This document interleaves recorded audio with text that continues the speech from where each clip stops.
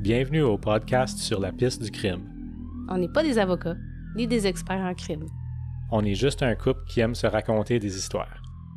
Dans notre podcast, il va y avoir des sujets difficiles à entendre. Trigger warning pour les gens sensibles. Mais si t'es sensible, qu'est-ce que tu fais à écouter du true crime? Parfois, il va y avoir du sacrage. Parce qu'un violeur, c'est pas juste une marde. C'est une estie de marde. Puis on va pas se le cacher. Un tabarnak bien placé, c'est drôle en crise.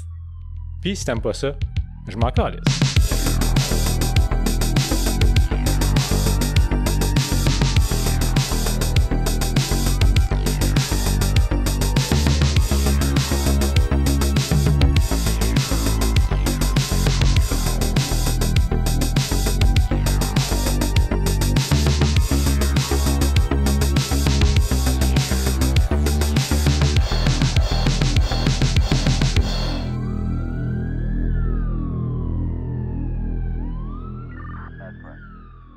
Ma très belle et charmante Mireille, on est rendu au numéro 20. Oui. C'est un beau nombre rond. Pensais-tu qu'on se rendrait à 20 ou qu'on lâcherait tout ça après 2-3 épisodes? J'ai jamais pensé qu'on se rendrait nulle part. Parce que, comme vous savez déjà, ben c'est pas ça. C'est parce que tu te rappelles, quand j'ai dit on devrait faire un podcast, j'ai dit comme une joke. C'était une joke? Ben oui, puis après ça, t'es comme, OK.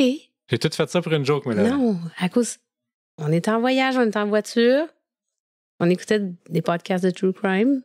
J'ai dit à René, hey, on devrait faire ça. On devrait se partir un podcast. En joke. Mais René a dit, OK. Ah oui, c'est vrai, parce qu'on était dans la région de Uliskerd, on était proche de la pancarte de Mélanie Etier. C'est pour ça que j'ai choisi ça comme le cas numéro 1. Oui, tu te rappelles de ça, toi? Oui. Ben, juste avant d'arriver à Latchford, si je ne me trompe pas, en direction nord, il y a la grosse pancarte sur le bord du chemin, ça dit You know what happened to me ou quelque chose de même. Là. Puis mon deuxième cas, épisode numéro 3, c'est juste dans la direction inverse. Il y a une pancarte de Luc Joly-du-Rocher en s'en allant vers North Bay. Oui, oui. En tout cas, je pensais pas, t'étais pour dire oui, ça fait que je pensais pas qu'on serait rendu nulle part avec ça. Puis en plus, encore le plus mind-blowing, c'est qu'il y a du monde qui nous écoute. Oui, oui. Je pensais qu'on aurait parlé juste dans le vide, là. Même qu'il y a des gens live comme c'est là. Oh, non! Parce qu'avec Patreon, un des bénéfices, c'est que vous pouvez nous regarder en direct, en vidéo, en train d'enregistrer l'épisode. Nous regarder, pas nous regarder. À regarder. Oui, je dis à regarder. Je sais. OK, fait que j'ai une couple de choses à mentionner avant qu'on débute. Yes, sir. Premièrement, je vais faire un shout-out à Pénélope qui nous écoute pendant une visite au dentiste. Oui, c'est vrai. Hi, Pénélope. Oui, là, j'y ai mentionné que ici, au dentiste, il y a des télévisions d'accrocher sur le plafond, mais que c'est toujours un poste plate, là, c'est pas écoutable. Puis elle a dit, eux autres aussi ont des télévisions de même, mais elle préfère écouter le podcast. Oh, c'est gentil. Ben oui. Oui. Elle dit qu'on rend ça moins plate. C'est plus informatif que watcher... ici, c'est quoi? C'est comme The View. The View! Sur CTV. C'est un poste anglais de que je me calisse. Oui, c'est ça. Ah, c'est trop drôle. Puis aussi, on a reçu une correction par rapport à l'épisode 19 que j'aimerais mentionner. C'est-tu moi ou ça? C'était, C'est moi, l'épisode 19, c'est le dernier. C'est Zach Miller, le petit gars. Oui. Fait qu'Isabelle nous a envoyé un message, je vais le lire. Elle dit « Je viens d'écouter l'épisode 19 et j'ai un petit commentaire à faire sur un terme utilisé par René. » Fait que c'est de ma faute. Ouais. Vous avez mentionné que l'agresseur avait des images pédopornographiques. Ce terme est problématique car pornographie déduit le consentement. Les experts se servent maintenant du terme « image d'abus pédosexuel ». Ce terme exprime mieux ce qui se passe sur ces images. OK. Ben, elle m'a appris quelque chose. Oui, moi aussi. Qu'est-ce qui arrive, c'est que moi, j'ai juste traduit des sources anglaises, puis ça disait « child pornography ». C'est toujours ça qu'on fait, malheureusement. La plupart de nos cas sont d'informations en anglais. Là. Je me fais une petite note. C'est dans le futur, quand il y a des termes un peu plus techniques, demain, je vais pas juste les traduire puis assumer que c'est bien. On va vérifier, voir si l'utilisation est correcte puis est moderne. OK. Ben merci. Isabelle? Merci, Isabelle. Là, c'est le temps de faire les shout-outs des nouveaux Patreons. Ben oui. Il y a eu une explosion de Patreon depuis le dernier épisode. Là. Oui, mais hey, on chiale pas, on est vraiment contents. Oh, on est super contents. C'est vraiment gentil de nous supporter comme ça. Uh-huh. Fait qu'on fait un shout-out à Marie-Ève, Isabelle, Caroline, la petite, Véronique, Chloé, Jessica, Lo, Bianca, Louise, Véronique, une autre Véronique, Jessica avec un K, Jess. et Kim. Fait qu'on voit que c'était bien populaire avec les Jess et les Véroniques là, Oui. dans les dernières 2 semaines. Ben, merci beaucoup. Merci tout le monde. Comme j'ai dit tantôt, un des bénéfices que vous avez en tant que Patreon, c'est qu'il y a des épisodes bonus, oui, mais celui que j'ai mentionné tantôt, c'est que vous pouvez nous regarder en direct en train de s'enfarger en faisant l'épisode. Hey, que vous êtes chanceux. Gang de gâtés.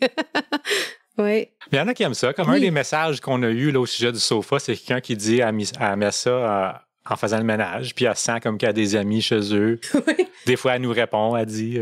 Oui, bien aussi, il y a des gens qui aiment ça parce que c'est plus vrai, comme c'est plus notre vie de famille, puis ils voient que, Ouais. tu sais.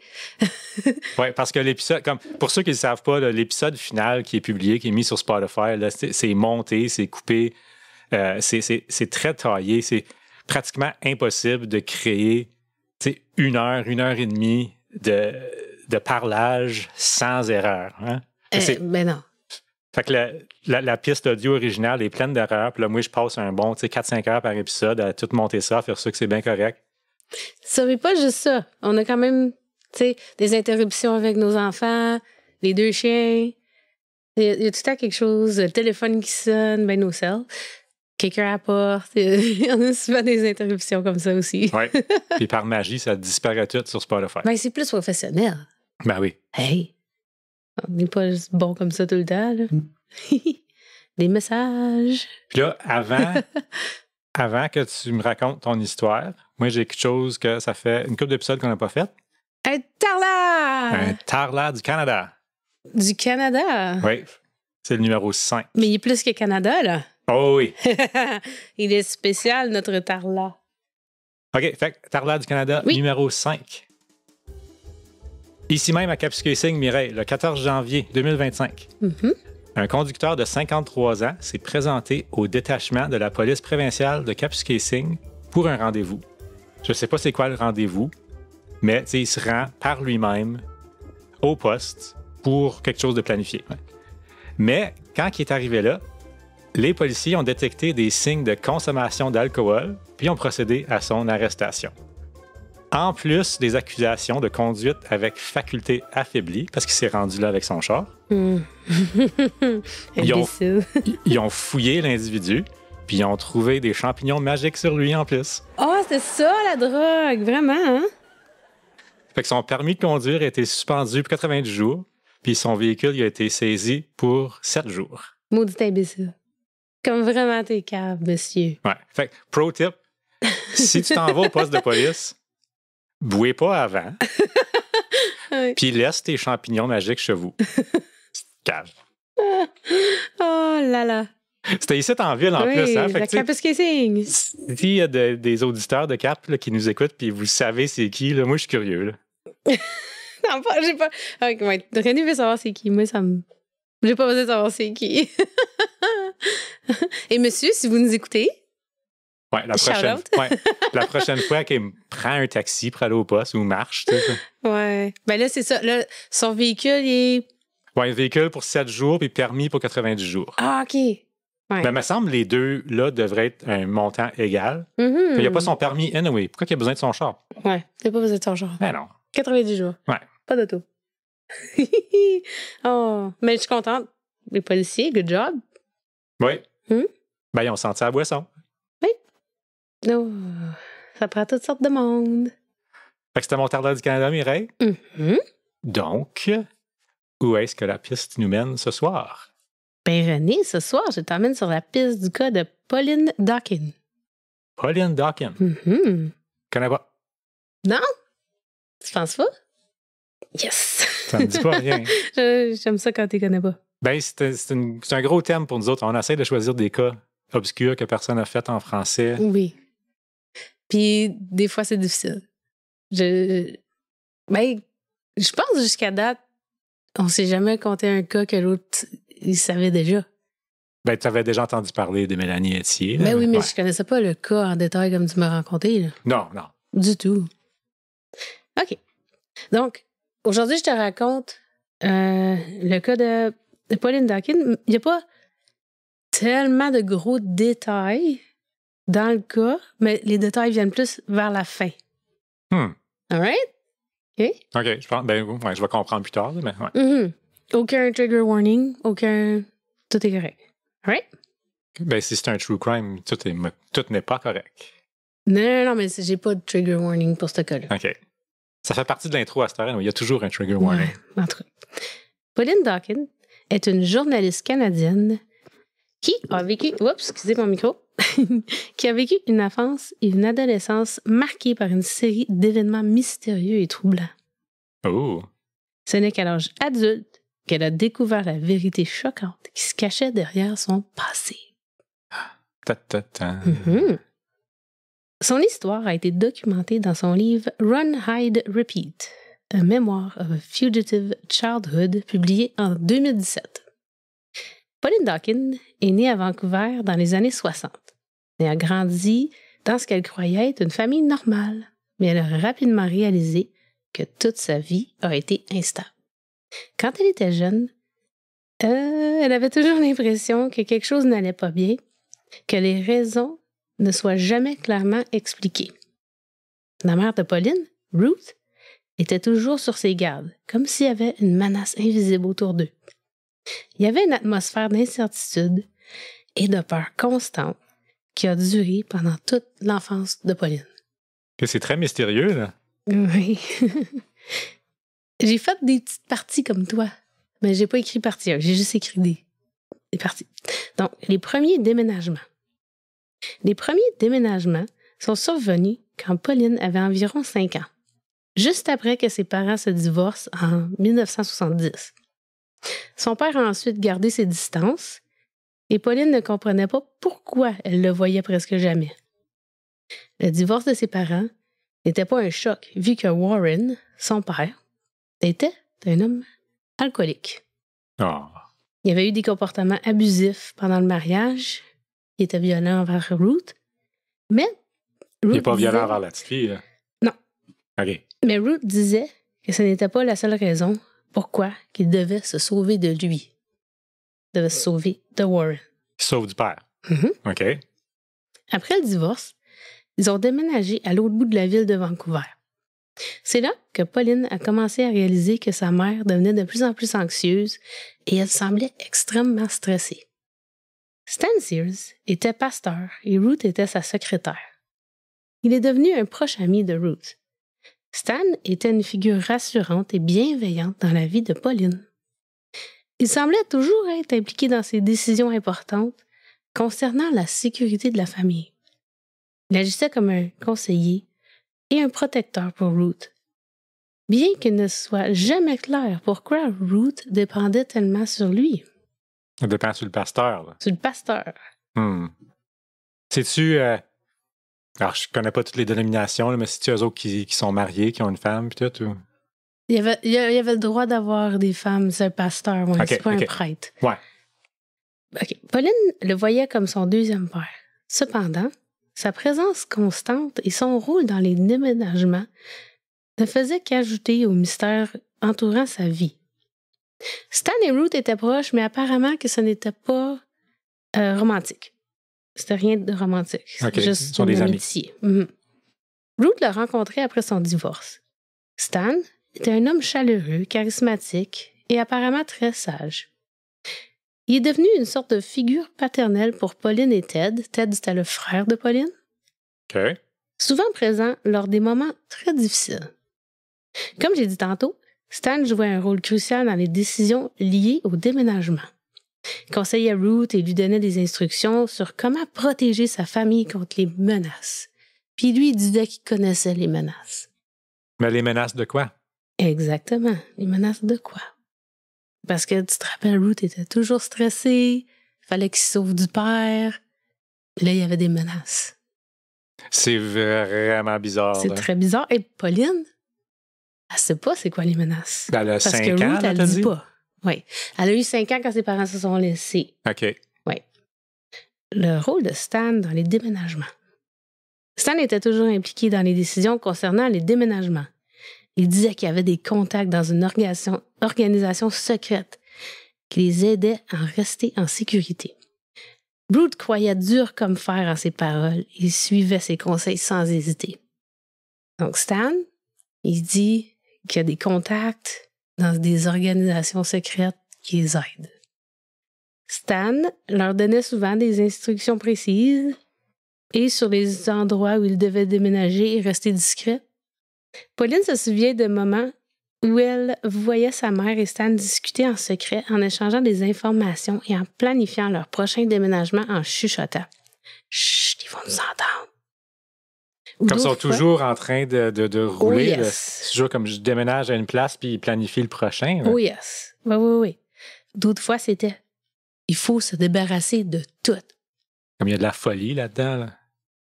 Elle trouvait ça étrange que Stan ait autant d'influence sur leur vie, mais elle respectait l'autorité de sa mère puis elle voulait pas poser trop de questions. De Vancouver à Winnipeg. Lorsque Pauline avait 9 ans, Ruth a expliqué qu'ils allaient aller en voyage à Winnipeg. Donc, ils ont fait leurs valises, ils ont pacté leur voiture et ils partent en route vers Winnipeg. Arrivés à leur maison de voyage, Ruth leur annonce que ce n'était pas une maison de voyage, mais qu'en fait, ils allaient demeurer à Winnipeg. Maintenant. Les enfants étaient clairement déboussolés vu qu'ils n'avaient même pas eu le temps de dire au revoir à leurs amis et à leur famille de Vancouver avant de partir. Et surtout que leur père était encore à Vancouver. Pour 4 ans, les enfants n'ont eu aucun contact avec leur père. 4 ans? Ils ne savaient pas où il était.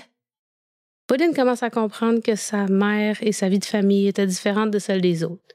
Elle avait un peu plus de difficulté à s'habituer à sa nouvelle vie à Winnipeg. Sa mère devenait de plus en plus stressée, anxieuse. Elle coupait les ponts avec tous les gens qui l'entouraient. Elle disait toujours qu'elle ne pouvait pas faire confiance à personne et qu'il fallait faire attention et essayer de passer inaperçue. Surtout de ne pas attirer l'attention.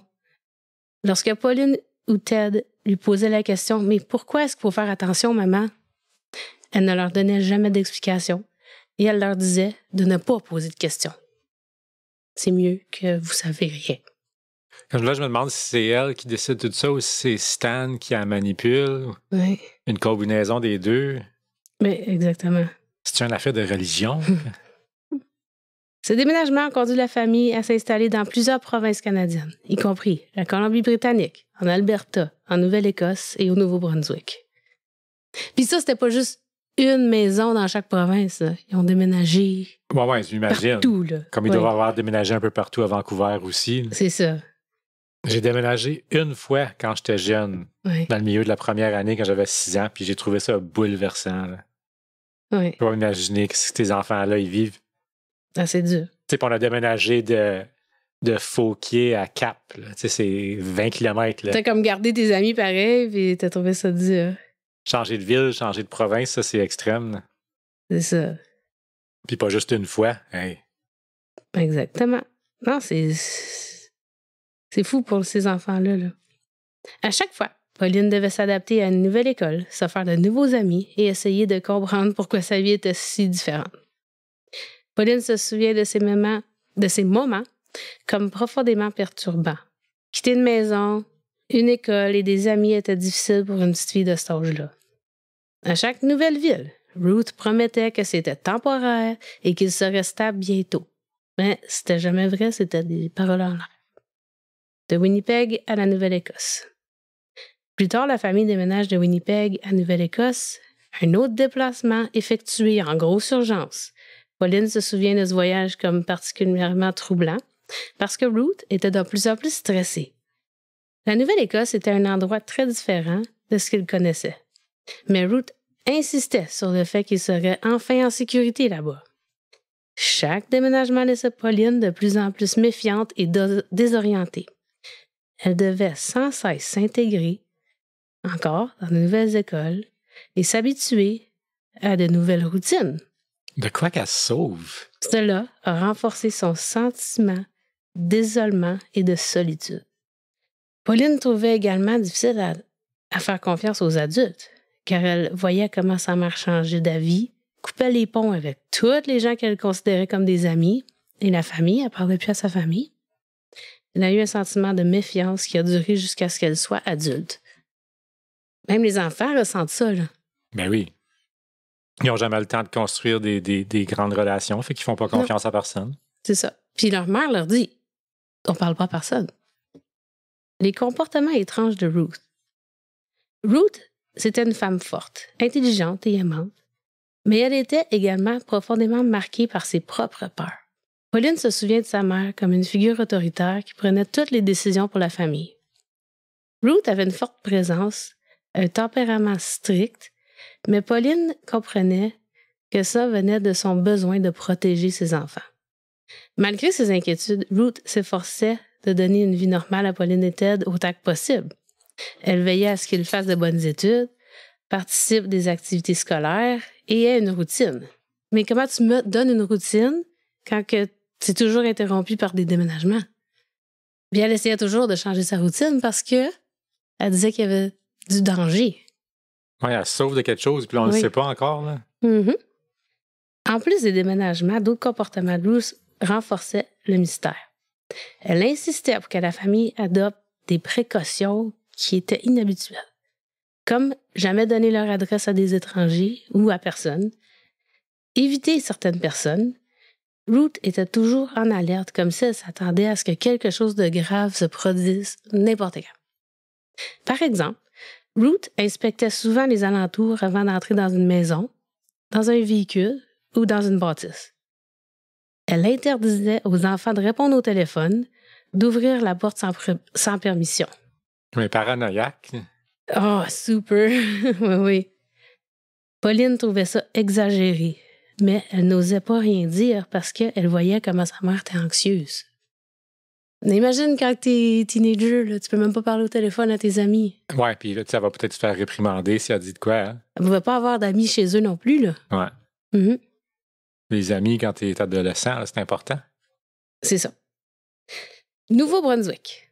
Un jour, Ruth annonce à ses enfants qu'il faut partir immédiatement et qu'ils doivent déménager au Nouveau-Brunswick. Elle leur dit de ne pas dire à personne où ce qu'elle allait. Pauline est en train de jouer chez son amie Wendy et elle lui annonce qu'elle déménage au Nouveau-Brunswick. Mais elle fait promettre à Wendy de garder le secret. Donc, lorsque Ruth arrive pour aller chercher Pauline chez son amie, les filles se disent un petit au revoir et un genre comme « on se voit demain à l'école », mais en sachant que Pauline ne sera pas là le lendemain. OK, ouais, elle avait dit à Wendy, ouais. Mm-hmm. Une fois au Nouveau-Brunswick, ils se sont finalement installés pour plusieurs années. Mais la mère de Pauline était toujours aussi paranoïaque et stressée de quelque chose. Les enfants avaient toujours aucune idée de quoi il s'agissait. En 1988, lorsque Pauline avait 23 ans, elle vivait à 2 heures de chez sa mère au Nouveau-Brunswick avec son copain. Pauline reçoit un appel de sa mère lui disant « J'aimerais te rencontrer à un motel. Je suis finalement décidée à te dire qu'est-ce qui se passe et à propos de ton enfance. » Oh, on va le savoir. Mm-hmm. Pauline était extrêmement intriguée et excitée du fait qu'elle allait finalement avoir des réponses à ses questions que ça fait tellement d'années qu'elle cherche. Lorsqu'elle arrive au motel, elle voit sa mère, l'attendre dehors, qui fait les 100 pas. Elle marche vers sa mère, la saluant, et lorsqu'elle arrive pour lui dire bonjour, Ruth met un doigt sur ses lèvres, voulant dire « Chut !» Et elle remet une enveloppe à Pauline avec une note lui indiquant de mettre tous ses bijoux dans l'enveloppe, parce qu'ils pourraient être buggés. Pauline pense que tout ceci n'a pas de bon sens, mais elle fait ce que sa mère lui demande. Elle enlève ses bijoux, sa montre et les met dans l'enveloppe. Ensuite, Pauline suit sa mère à l'intérieur de la chambre de motel. Lorsqu'elle entre dans la chambre de motel, elle voit un homme qu'elle reconnaît assis dans un coin. Stan. C'est Stan Sears! Stan, oui. yes! C'est lui qui manipule, je suis certain. Sa mère lui explique qu'elle et Stan ont gardé contact toutes ces années et que maintenant, ils forment un couple. Ah! Cette confession était rien par rapport à ce qui s'en vient. Attache ta sucre nez. Elle a expliqué que la raison pour laquelle elle avait dû déménager si souvent pendant son enfance, c'est que le père de Pauline, Warren, était en réalité un criminel et un membre clé du crime organisé à Vancouver. Ah ouais? Juste après leur séparation, la mère de Pauline a découvert qu'un contrat avait été placé sur sa tête, car la mafia croyait que le mari ne pouvait pas contrôler et qu'elle en savait trop. Stan a également découvert qu'il était lui aussi visé, car Ruth avait appris que la mafia voulait le tuer. Stan, les as-tu suivis tout partout tout ce temps-là? Non. Oui, attends. C'est là-dedans quelque part. Me semble que pour un certain temps, oui, là. T'as peu. OK. Il pensait que ça était dû à un homme que Stan conseillait et qui avait divulgué des informations sensibles, faisant de Stan une menace supplémentaire. Donc, lui, il était pasteur, il agissait aussi comme un genre de travailleur social, là, tu sais. Il donnait du counseling. Ouais. Puis lui, Stan, il avait donné du counseling à un de ces gars-là dans la mafia de Vancouver. Lui, il disait que lui aussi, il était pour se faire tuer.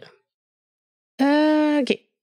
Ouais, puis on a appris, je sais pas si tu te rappelles, on a appris dans épisode 12 qu'il n'existe aucun privilège entre un prêtre, un pasteur et puis un confesseur. L'épisode de Adele Grunke. Oui, c'est vrai. Fait que tu peux pas... S'il serait comme appelé à témoigner en cours, il n'a pas le droit de dire non. J'ai pas le droit d'en parler parce qu'il y a un privilège. Il n'en existe pas de privilège. Non, c'est ça. C'est pas patient, patient, thérapeute. Ouais, comme entre un docteur ou un avocat. Ouais. Au départ, Stan disait de ne pas croire à tout ça, mais lorsqu'il a appris que l'homme qui conseillait avait été assassiné, il a commencé à y croire et il a eu peur. Oh! Ils ont décidé de ne pas prévenir la police et de se cacher ensemble, car la mère de Pauline savait ce qui arrivait aux familles qui dénonçaient la mafia. Pauline est partie pour le Nouveau-Brunswick et Stan a fini par s'y installer après un certain temps. C'est ça. Okay. Ce qui explique pourquoi Pauline l'avait vu apparaître périodiquement chez eux pour rendre visite à sa mère. Pauline était évidemment en état de choc en apprenant tout ça, mais elle était contente de finalement avoir des réponses. Pauline est restée au motel à poser toutes les questions à laquelle elle a pu penser à sa mère et à Stan. Elle a appris qu'à chaque fois qu'elle arrivait de l'école en voyant sa mère jeter tout le contenu du frigidaire dans les poubelles, c'est parce qu'elle avait appris que quelqu'un était venu dans la maison essayer de les empoisonner. Oh my God! Tu sais, quand il avait dit qu'il faut tout se débarrasser de tout, là? Ouais. Oui, tout à l'heure, je commençais à penser que Ruth était en train de virer folle. Mais... Ou les 6 différentes fois qu'ils ont dû déménager d'urgence, c'est parce que la mafia avait appris où est-ce qu'ils habitaient et qu'ils devaient déménager au plus vite. Pauline a non seulement appris qu'elle avait un passé de fou, mais aussi qu'elle était encore en danger. Donc, Pauline demande à sa mère et à Stan qu'est-ce qu'elle devrait faire pour rester en sécurité. Et sa mère lui annonce que justement pour ça qu'elle l'avait appelé, il avait déjà parlé aux autorités. Ils étaient pour être sur le programme de protection des témoins pour les familles liées à la mafia. Non, finalement, comme 20 ans plus tard. Donc, lorsque tu es sous ce programme-là, donc on parlait de la protection des témoins pour les familles liées à la mafia. Fait qu'il y a un programme spécifique pour les témoins de la mafia. Mais laisse-moi finir, parce que là, tu vas voir. Donc, lorsque tu es sous ce programme-là, il y a des agents qui te suivent seulement pour s'assurer que tu es en toute sécurité et qu'il n'y a pas de tentative contre toi. Et vu que Stan et Ruth étaient déjà dans ce programme-là, ils ont fait demande que Pauline et Ted soient suivis par des agents eux autres aussi. Alright. Stan remet ensuite une radio à Pauline et lui dit qu'elle peut s'en servir en cas d'urgence pour contacter les agents. C'est quand même suspicious tout ça ici, là. J'étais en train de douter si c'est vrai. Je t'ai dit, c'est pas comme... T'as des infos juste à la fin du cas, là. Ouais. Right? So, c'est un cas vraiment différent, mais je voulais vraiment le raconter. À ce moment-là, OK. Pauline regarde sa mère et Stan et leur demande qu'est-ce qui est arrivé à son père et est-ce qu'il est en prison? Parce que son père faisait partie de la mafia, right? Sa mère lui répond que non. que lui aussi, il est dans le programme de protection des familles liées à la mafia et elle lui remet une lettre dactylographiée de la part de son père qui lui dit qu'il est content qu'elle aussi sera maintenant en sécurité et qu'il a hâte de la revoir aussitôt qu'elle sera prête de le revoir. Pauline donne une caresse à sa mère, dit au revoir à Stan, entre dans sa voiture. Lorsqu'elle arrive pour reculer, elle voit Stan lui faire signe d'attendre une seconde et il lui remet un GPS aimanté qu'elle peut mettre sous sa voiture pour que les agents puissent savoir sa location en tout temps. Pourquoi que lui aurait ça? Là? Non, là, je t'ai retourné à Ruth et Stan sont fous. Elle remercie Stan et se dirige vers la maison. Pauline retourne à la maison avec sa lettre et sa radio. Et elle se sent complètement dépassée par les événements. Sa mère et Stan lui ont dit de prendre son temps et de penser à ce qu'elle voulait faire maintenant. Donc, basically, juste si elle voulait joindre le programme ou non. Après quelques jours, Pauline était tellement stressée qu'elle a laissé son copain sa job. So, elle a laissé son chum et elle a laissé son emploi. Elle a ensuite déménagé dans un nouvel appartement. Elle a appelé sa mère. Elle a dit « Je suis tellement stressée, je me sens pas en sécurité, je me sens pas bien, je veux faire partie du programme de protection moi aussi. » Sa mère et Stan lui ont dit que ce n'était pas si simple que ça de faire partie du programme, qu'elle était pour parler à un des agents et cet agent-là pouvait entrer en contact avec Pauline. Ouais, je crierai plus ça, moi, là. C'est trop suspicious. Entre-temps, Pauline rencontre un nouvel ami, Kevin, qui deviendra son mari éventuellement. Lorsqu'elle raconte tout ça à Kevin, elle commence à réaliser que cette histoire fait pas trop de sens et qu'elle doute de la réalité de tout ça. Ouais, Kevin, il a la réaction à René, là, comme ça. Oui, Kevin, il est comme OK, ça fait comme pense-y, fille, un petit peu, là. Mais tu sais, elle a vécu ça toute sa vie, tu peux pas la blâmer, Pauline, de... Non, c'est pas la faute à Pauline. Du tout. Mais c'est ça, Kevin, il a fait réaliser des affaires. Comme quand quelque chose vient de ton père ou ta mère, là, c'est dur de pas le croire aussi. Là. Ben oui. Hey. C'est ça. C'est tes premiers role models, c'est tes parents, là. Pauline dit à Kevin qu'elle veut en avoir le cœur net. Décide donc d'appeler sa mère en faisant semblant que sa maison avait été cambriolée, qu'elle était certaine que c'était la mafia. Elle demande à sa mère « Qu'est-ce que je dois faire? Est-ce que je devrais appeler la police? » Elle va dire non. Attache ta tuque. René, attache ta tuque encore. Sa mère lui dit non, appelle pas la police, je vais appeler Stan, voir qu'est-ce que lui dit de ça. Donc, sa mère appelle Stan, puis elle rappelle Pauline quelques minutes plus tard en lui disant que oui, c'est vraiment la mafia qui ont été chez toi. Il y avait 2 gars. Mais ne t'en fais pas, les agents les ont déjà arrêtés. Ils sont déjà au poste de police. Ah, bullshit. Pauline répond à sa mère. Maman, c'est pas vrai, j'ai inventé tout ça. Il n'y a jamais eu de gars qui sont venus ici. Oh, c'est un piège. Je me suis pas fait cambrioler, je t'ai menti. It's a trap. C'est à ce moment-là que Pauline réalise que sa mère et Stan avaient vécu dans le mensonge tout ce temps-là. Son père n'a jamais fait partie de la mafia. Nope.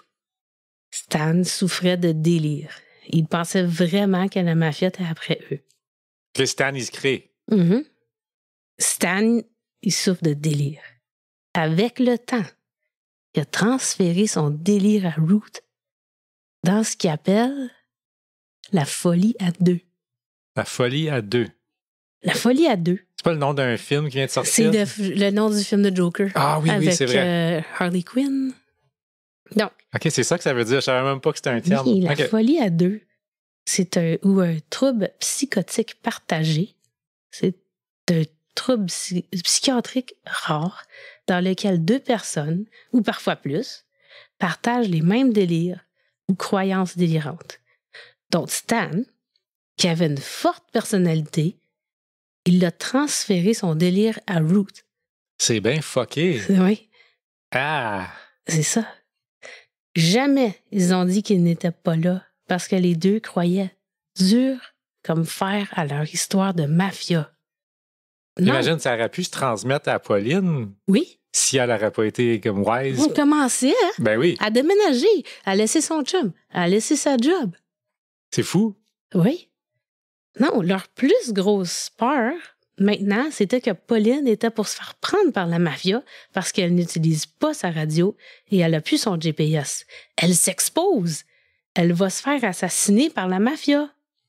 Ouais, eux autres viennent dangereux. Là. Ouais. Oui, parce que là, même si Pauline a dit « My God, j'ai jamais eu personne qui est venu voler chez nous. » C'est pas vrai, ça n'existe pas, votre affaire. Uh-huh. Les autres sont certains de leur délire. Donc, malheureusement, Pauline n'aura jamais d'excuses de la part de Stan et de sa mère parce qu'ils ont cru leur délire jusqu'à leur mort. Oh, vraiment? Mm-hmm. OK, moi, depuis le début, ben, je veux dire, il y a un temps que tu m'as fait croire que c'était vraiment une affaire policière, là, mais je pensais que Stan le faisait par exprès puis la manipuler, mais finalement, Stan, il est malade. Mm-hmm. C'est pas quelque chose que tu vas penser. Tu penses, OK, finalement, oui, OK, ouais, son père est dans la mafia. Après ça, non, il n'est pas vraiment dans la mafia. Moi, je pensais que Stan le faisait par exprès pour essayer d'avoir Ruth à lui-même. Mm-hmm. Puis là, quand tu as dit qu'ils s'en allaient en relation ensemble, j'ai comme, ah oui, c'est vrai, j'ai ça.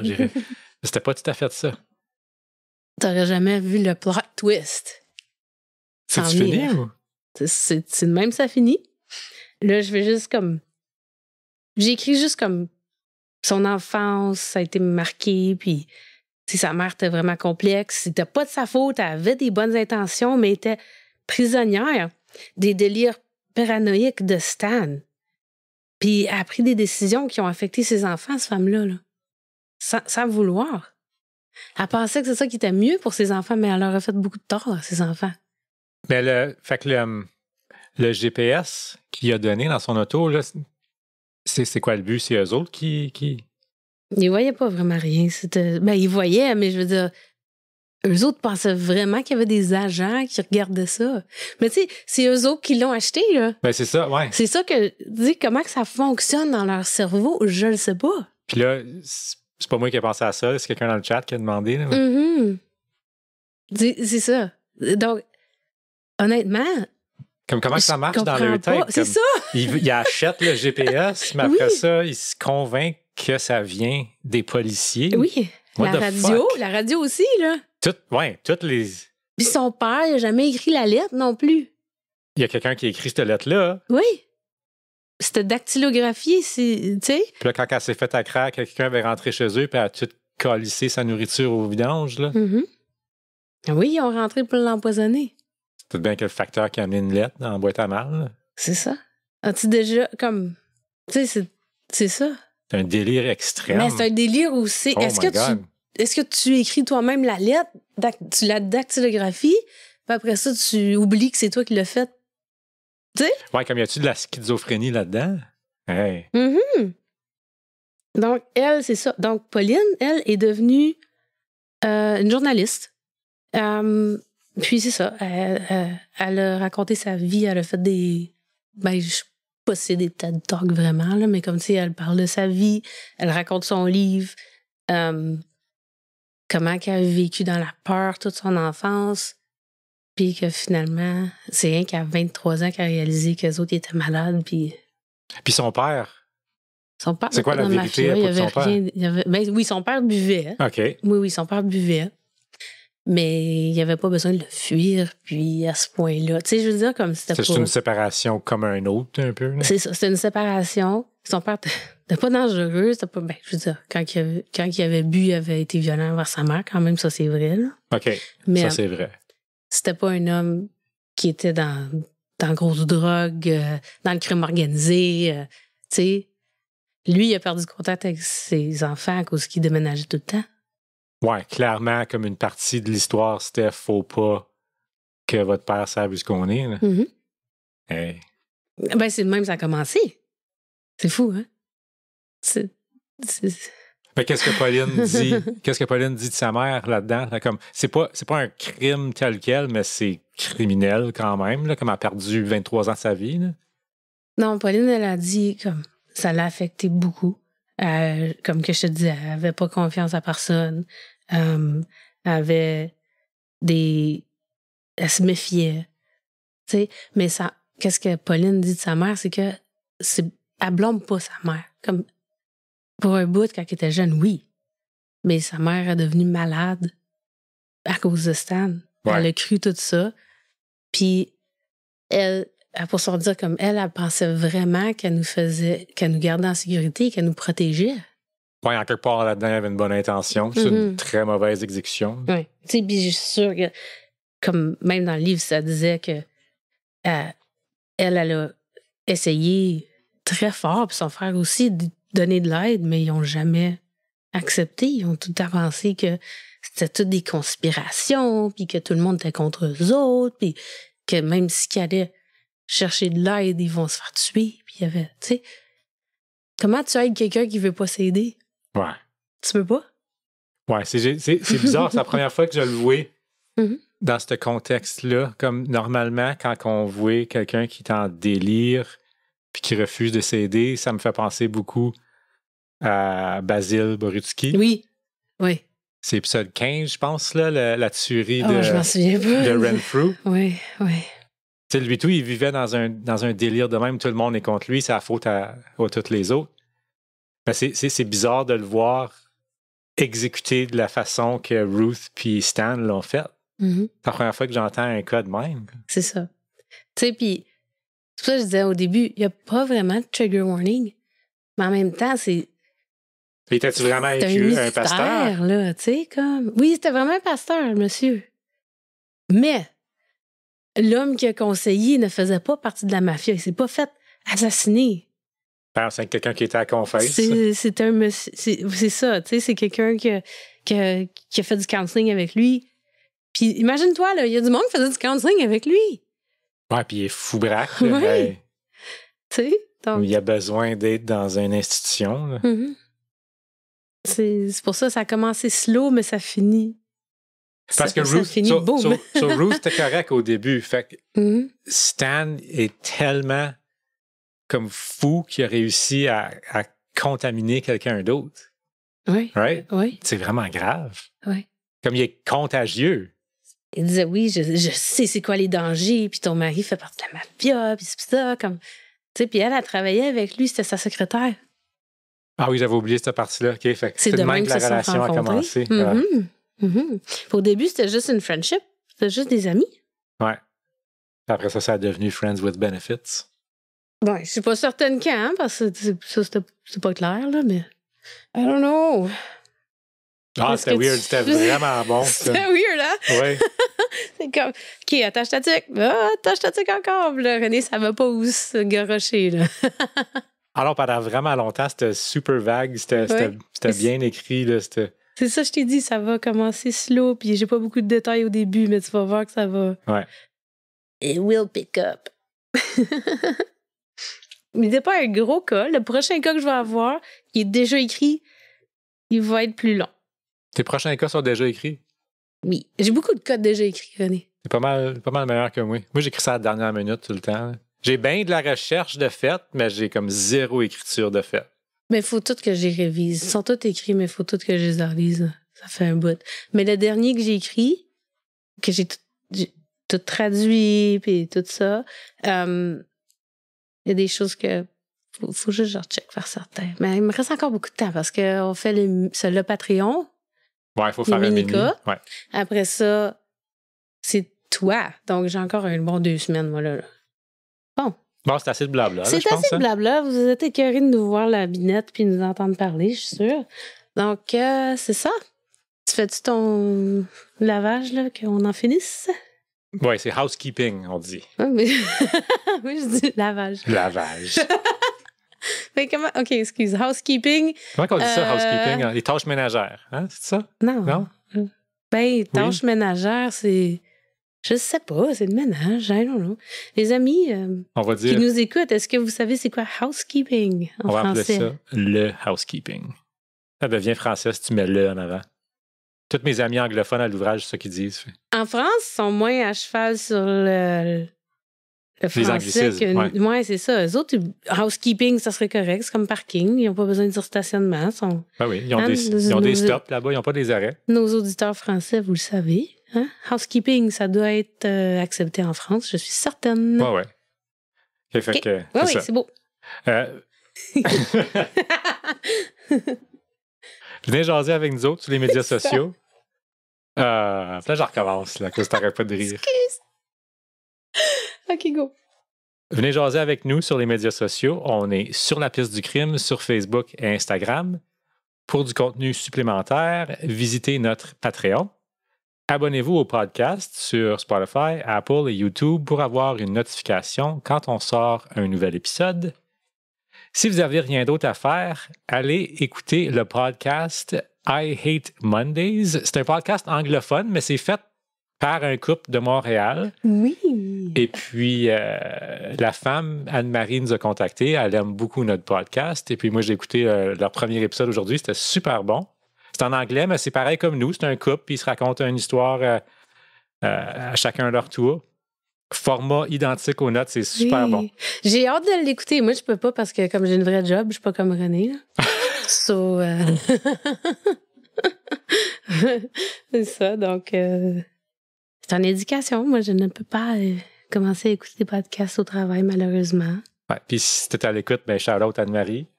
Oui, Anne-Marie est ton conjoint. C'est Mike ou Michael. OK. Ouais. T'as-tu demandé que tu avais le droit de les nommer? Non, c'est un podcast, je suis pas mal certaine que tu peux. Hein? Ouais, c'est écrit sur Spotify, le nom. Là. Shout out! Ouais. Puis finalement, n'oubliez pas de nous donner 5 étoiles. Shiny stars. Je suis fatiguée, je pense.